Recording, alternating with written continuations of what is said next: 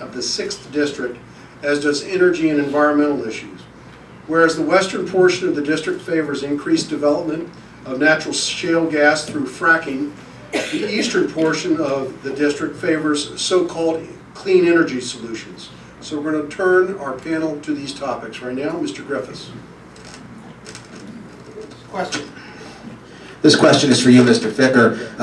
Right now, we actually have a situation in eastern Oregon where we have a number of individuals who are occupying a federal building out there in protest of land management policies by the federal government.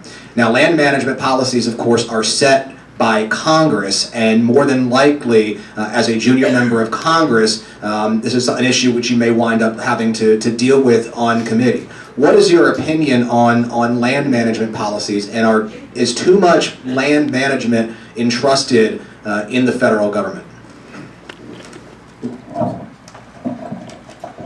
Well, my client in this race is Western Maryland, beautiful Western Maryland, where I've been going to court in Oakland, Cumberland, Hagerstown, Frederick, even Frostburg when they had a court there, when they had court held there. For 30 years, we have a beautiful district. And I'm not going to worry so much about Western Oregon. I'm going to worry about what the people in Western Maryland want. And I have visited them for the last 30 years, not just during this campaign. I'm going to be working with Governor Hogan, who is an expert on land management in Western Maryland. He's spent a lot of time there. And when he looks down on the hill, he's going to think he sees himself, because I'm going to be carrying out the policies of Western Maryland with his help, proper land management, keeping our Western Maryland beautiful for the people who live there and who have grown there. I was appointed to West Point by a congressman from Western Maryland. I've lived here all my life, and believe me, Western Maryland, you're going to have an environmental hero. I had a case which prevented Metro from taking parkland. It's a federal case, and as a result of that case, they had to give back parkland to Montgomery County. That was in federal court right here, a victory for the environmentally conscious citizens. Thank you, Mr. Ficker. Ms. O'Connor? This question is for Mr. Baker. Do you think that climate change is the biggest threat we're facing as a nation? If not, what do you think is the biggest threat we are facing? Well, for me, obviously, climate change is not the biggest threat for Americans today. I think we all know what the threat is. You have these terrorists out there. They want us dead. They hate us. And that should be one of our, if not our top priority here in the United States, is to figure out a way to keep them off our backs, eliminate them, do what we need to do to get rid of them. And, you know, I think that's way, way more important than climate change. Thank you. Mr. Foley? Can I say something? Can I answer that question too? I really like to answer that. Yeah, well, I've been thinking about it for a long time. It's kind of letting the cat out of the bag here, so why don't we save that? Okay. We have time at the end. All right. So this question's for Dr. Cheng. We were alluding to fracking in Western Maryland in the opening part of this segment. So I'm curious if you support the use of fracking in that region as a way to keep it competitive with neighboring states like Pennsylvania. You talk about the competitive for what? Business or what is competitive? What is it? Can you repeat the question, please? So for fracking in particular, as an energy source, do you support using it in Western Maryland as a way to keep that region competitive with Pennsylvania, for example? You know, actually me, I support the use.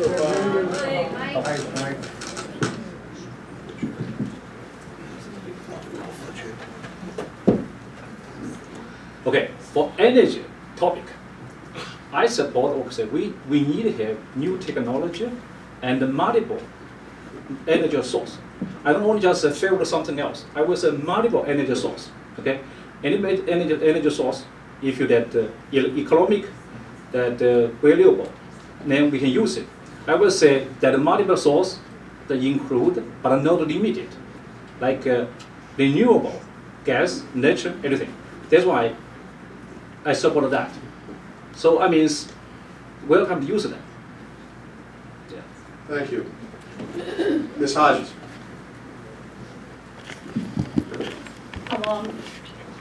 Along these same lines, Mr. Mason and Mr. Howard. First, Mr. Mason. Would you discuss some of the clean energy solutions and what you support and what you don't? Some examples would be clean gas, windmills, solar arrays, and nuclear. And which do you think are the most economically suitable? Yeah, thank you. I support all the above on energy solutions, clean energy. I support the dirty energy too, because you know, we got to get ourselves. We can't. We talk about we're going to fight these wars, but yet we want to go kill somebody. But at the same time, oh, can you please give me the oil that you have? It doesn't work. We can't go and have a war with somebody who's providing 50% of the gas that we run our tanks in. So we need to become energy independent. We need to have an all of the above approach. Even if you don't like some of the more liberal policies like windmills and things like that. I've been out to Western Maryland, and those windmills look really bad. But they probably produce things that the people want it, that's fine. But I'm everything for clean energy, and I'm all for coal energy. And I think probably nuclear would probably be the best. We need to start putting in some nuclear plants, even though most of the liberals don't want it to happen. Thank you. All right, Mr. Howard, you're going to have about a minute to answer this question. Okay. 1 minute. We're straying afield here. Yes, I also am an all-of-the-above type of guy when it comes to energy, but let me speak directly to Dee's question about clean energy sources. I support continued private sector and federal government research and development into all the alternative energy sources that Dee mentioned. I also have tremendous concerns about the effect on wildlife. Some of you know that I'm associated with the local wildlife organization here in the county of both solar and turbine wind energy. But as far as energy independence is concerned, my main thing with energy is we cannot force it down the throats of the market. When these alternative energy sources can stand on their own in the free market, when their technologies have gotten to the point where economies of scale are such that the free market says that they're going to become greater and greater percentages of our energy sources, then that's when I think they should be used by our country and not have government fiat saying we're going to shut down coal, for example, the war on coal, and we're going to use these alternative energy sources. They need to stand on their own when the market will bear it. Excuse me, I think that's not my question, but I think this is important for the people to know. In Washington County, we're #1 in solar energy. We've taken our landfills that are capped that we can no longer use, and we figured out a way to put solar panels on those landfills. With the next array of solar panels that we put in Washington County, all of our government buildings will be operating electricity energy neutral. So I just wanted to get that point. And I'd like to think I'm a big part of that. Thank you. We're going to open it. We're going to follow up with questions for all of you. You'll all get a chance, I promise. Mr. Griffin. This question is for you, Ms. Hober. One of the topics that has been coming up in the presidential election this week has been ethanol subsidies, with candidates taking certain positions or switching their positions on the topic of ethanol subsidies. Would you be supportive of an immediate end to ethanol subsidies? I actually do not have a comment on that. I do not know the subject well enough, but let me address a piece of the energy issue that I do know. I worked for a number of years on the Yucca Mountain project out in Nevada, the project that deals with the repository for nuclear waste from nuclear power plants.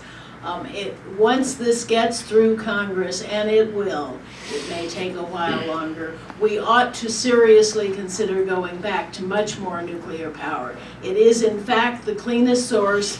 It is in fact the most cost-effective source. The major problem at the moment is that we have 109 nuclear waste repositories around the country because the state of Nevada would not allow any consolidation, even though we did in fact scientifically prove it could last for millions of years quite safely. Thank you.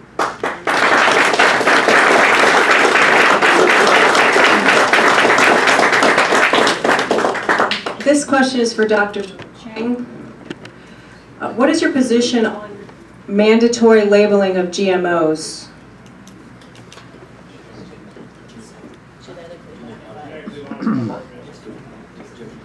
I'm sorry, I don't know what a GMO, I'm sorry, can you? a GMO, genetically modified organism. Food labeling and altering foods. Oh, to my knowledge, for that genetics in the food, in general, because they have genetics, when scientists do anything like a modified gene, they will really, text very, very carefully. They will do many things, and also if for food, I will say FDA, they will check it. I really trust that the scientific data, because scientists that when carefully do everything, when they test if it's safe, I will say it's good. This is what I point.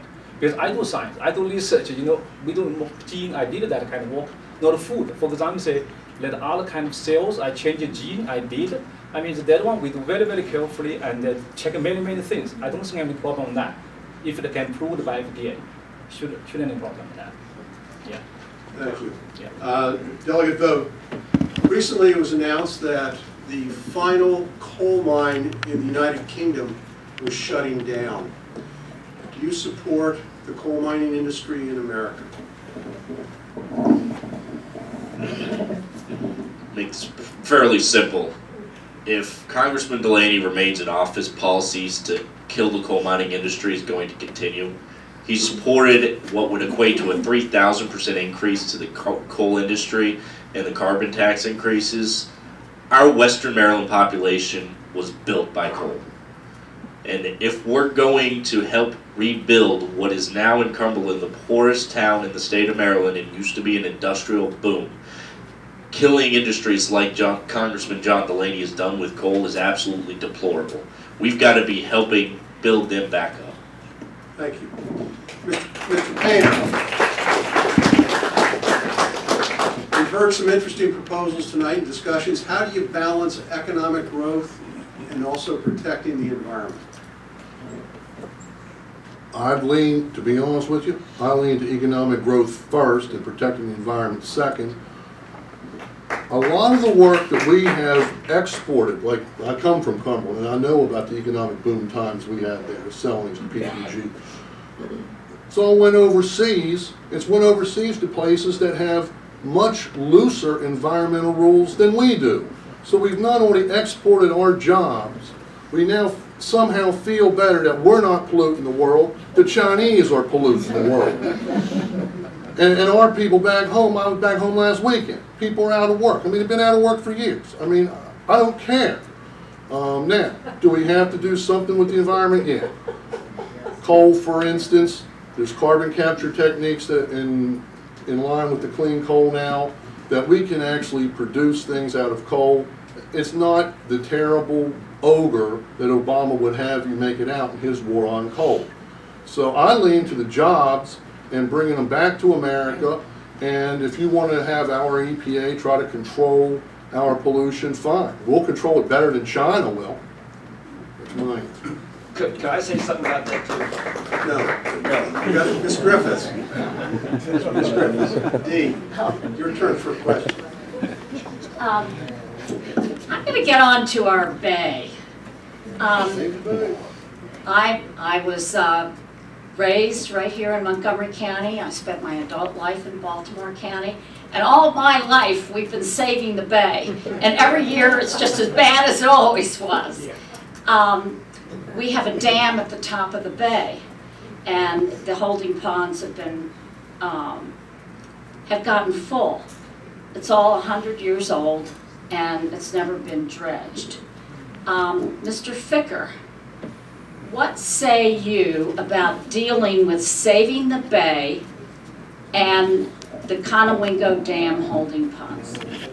Sure, I'm in favor of dredging behind the Conowingo Dam.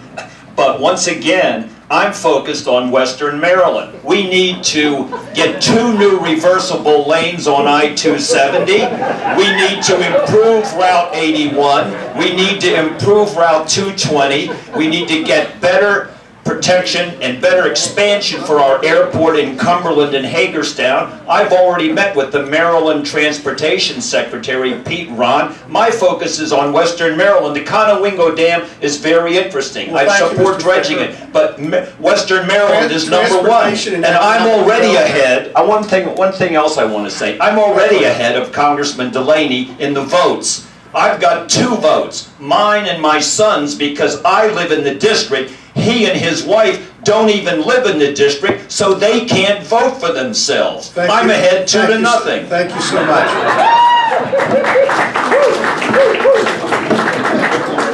Before I leave, I did promise this topic, I promised Mr. Mason an opportunity to address an issue.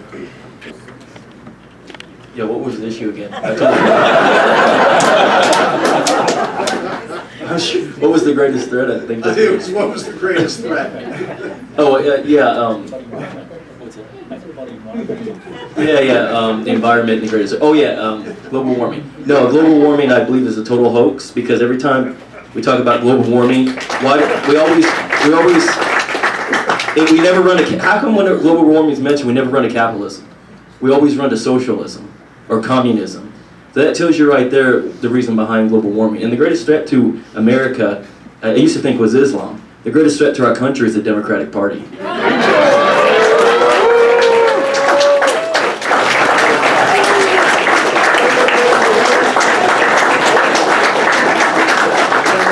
actually think there's a District 39 party down the hall, so maybe we'll invite them over to see if they share your sentiment.